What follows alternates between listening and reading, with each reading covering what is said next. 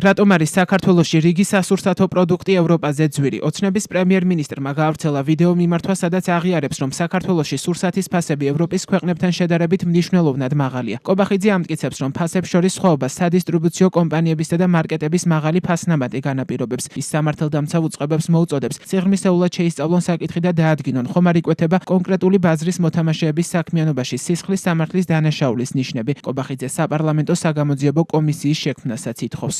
ქართულ და ევროპულ ფასებს შორის სხვაობა მართლაც საკმაოდ დიდია. ფასებს შორის სხვაობას განაპირობებს სადისტრიბუციო კომპანიებისა და მარკეტების მაღალი ფასნამატი, რომელიც საქართველოს საზღვრიდან დახლამდე საშუალოდ 86% შეადგენს. კვლევა აჩვენებს, რომ საქართველოში ქსელური მარკეტების ფინანსური მოგება ევროპულზე ბევრად მაღალია. კერძოდ, საქართველოში კონკრეტული საცალო ქსელების წმინდა მოგების მარჟა 7, 8 და 14%-იც გია, როდესაც ევროპაში მათი წმინდა მოგების მარჟა საშუალოდ 2%-ია. წინასწარი ანალიზის საფუძველზე შეიძლება გამოიკვეთოს რამდენიმე ძირითადი ფაქტორი, რომელიც მაღალ ფასნამატს და შესაბამისად მაღალ ფასებს განაპირობებს.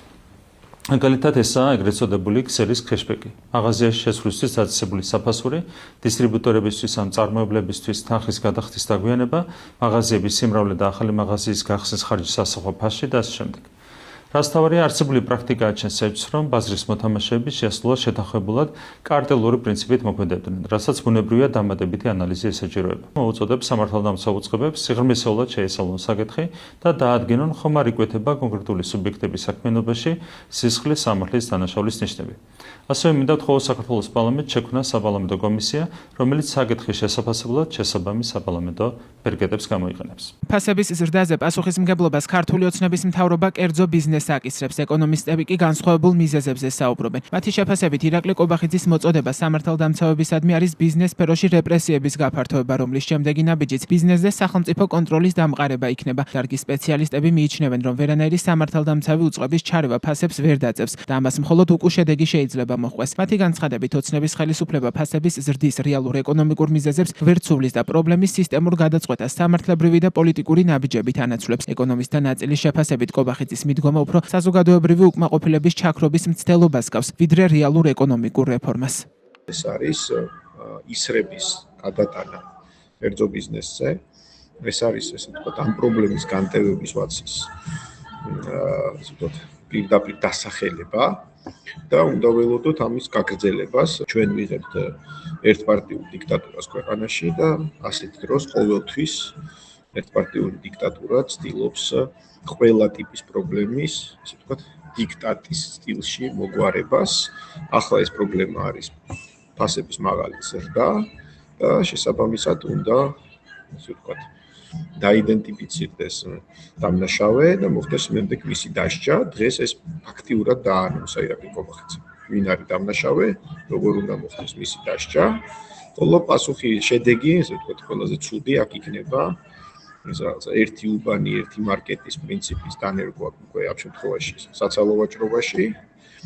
ეს იქნება ფასების კონტროლი და შედეგად ეს იქნება ის, რითაც დაასრულა საბჭოთა კავშირმა ფასების კონტროლი და ცარიელი მაღაზია. ეს არის ჩემი აზრით რაღაცა მოკლევადიანი პოპულისტური პიარსვა, როგორც ვნახეთ ჩვენ ირაკლი ღარიბაშვილის შემთხვევაში, როდესაც ასე ფასების რეგულირებას თუ კანონპროექტზეც კი დაიწყო საუბარი ფასების რეგულირებაზე, გვახსოვს მამუკა ბახტაძის დავალება კონკურენციის სააგენტოს, რომ პურის ფასის მიზეზი, ზრდის მიზეზი დაადგინეთ და 2 წლის მერე დაადგინა კონკურენციის სააგენტო, პური უნდა გაძვირებული იყო ბაზრის მოთხოვნების შესაბამისად. ამიტომ არ მგონია, რომ რაღაცა ამას რეალური შედეგი მოყვის. ნებისმიერი მსგავსი ჩარევა, რა თქმა უნდა, უკუ ეფექტს იწვევს. ხო, პირიქით, თუ არსებობს რაღაცის იაფად გაყიდვის რესურსი, ამისთვის უნდა მოინახოს ცივილური გზები და არა რაღაცა პროკურატურის შესვლა და სამართალდამცველების. თუ კონკურენცია გასაზრდელი, სახელმწიფომ ხელი უნდა შეუწყოს აზრის უფრო მეტი მონაწილის გამოჩენას, უფრო მეტი მოთამაშეს, რომელიც შეძლებს რომ ვთქვათ, უფრო დაბალი ფასი შესთავაზოს შემდეგ მომხმარებელს. დარგის ექსპერტთა ნაწილი მიიჩნევს, რომ ფასების ზრდის მთავარი მიზეზი ხელისუფლების მიერ გატარებული არასწორი ფულად საკრედიტო და საბიუჯეტო პოლიტიკაა, რომლის შედეგებსაც ხელისუფლება დღეს კერძო სექტორს აკისრებს. ამჟამად საქართველოში ინფლაცია 4,8%-ში ადგენს, რომელშიც ყველაზე დიდი წვლილი სურსათზე ფასების ზრდას აქვს. ეკონომისტების შეფასებით, ფასების მატებას ხელს უწყობს სახელმწიფო რესურსების არაეფექტიანი ხარჯვა და ელიტური კორუფცია, რაც საბოლოოდ მომხმარებელზე აისახება. რაც შეეხება ფასების მკვეთრ სხვაობას საქართველოსა და ევროპის ქვეყნებს შორის. ექსპერტები ყურადღებას ამახვილებენ საგადასახადო პოლიტიკაზეც. ეკონომისტების განცხადებით, ევროკავშირის არაერთ ქვეყანაში სასურსათო პროდუქტების რეალიზაციაზე მოქმედებს დამატებითი ღირებულების გადასახადის შეღავათი, რომელიც ვრცელდება როგორც ადგილობრივად წარმოებულ, ისე იმპორტირებულ პროდუქციაზე. საქართველოში კი სასურსათო პროდუქცია 18%-იანი დამატებითი ღირებულების გადასახადით იბეგრება, რაც ევროკავშირის საშუალო სასურსათო მაჩვენებელზე მაღალია. ოსნების ხელისუფლება რეპრესიების ახალ ეტაპზე გადადის, ეს მოსალოდნელიც იყო. პოლიტიკური რეპრესიების შემდეგ ეს აუცილებლად მიადგებოდა ბიზნესს და ეს ასე ხდება ავტორიტარული რეჟიმების დროს და უკვე პირველი ნაბიჯი გადაიდგა ისეთი მგრძნობიარე თემის მოშველებით, როგორც არის ფასების და საქართველოში ფასები იმაზე მეტად იზრდება, ვიდრე ამას სტატისტიკის სამსახური აჩვენებს. ამიტომ პირველი გამოძიება თუ კი სადმე უნდა იყოს დაწყებული, სტატისტიკის სამსახურის მისამართით უნდა ყოფილიყო გაკეთებული, რომელიც ამცირებს ინფლაციის მაჩვენებელს. ფასების ზრდის მთავარი ასე ვთქვათ, მიზეზი არის მთავრობისა და ეროვნული ბანკის არასწორი ფულადსაკრედიტო და საბიუჯეტო პოლიტიკა. ის ტოტალური კორუფცია, რომელიც ქვეყანაში არის გაბატონებული. ის, რასაც ახლა შიდა პოლიტიკური რეპრესიებისათვის იყენებენ, ძარცვაც და კორუფციაც ერთ-ერთი ნაწილი არის ქვეყანაში არსებული მაღალი ფასებისა.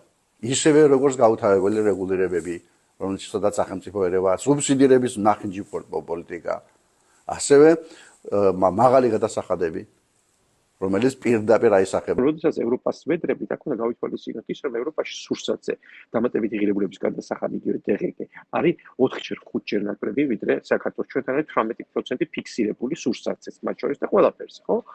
გარდა თქვა სოფლის მეურნეობის პირველადი პროდუქციის, მაგრამ იგივე ყველი იქნება, ხორცი იქნება, პური იქნება, ესეც კი იბეგრება 18%. ევროპაში ეს არის დაახლოებით 4-5%, რაც რა თქმა უნდა, გაცილებით ნაკლებია და თავისთავად ესეც იწვევს დაბალ ფასებს. ანუ იქ პრიორიტეტია, ხო, რომ სურსათის შედარებით იაფი ღირდეს.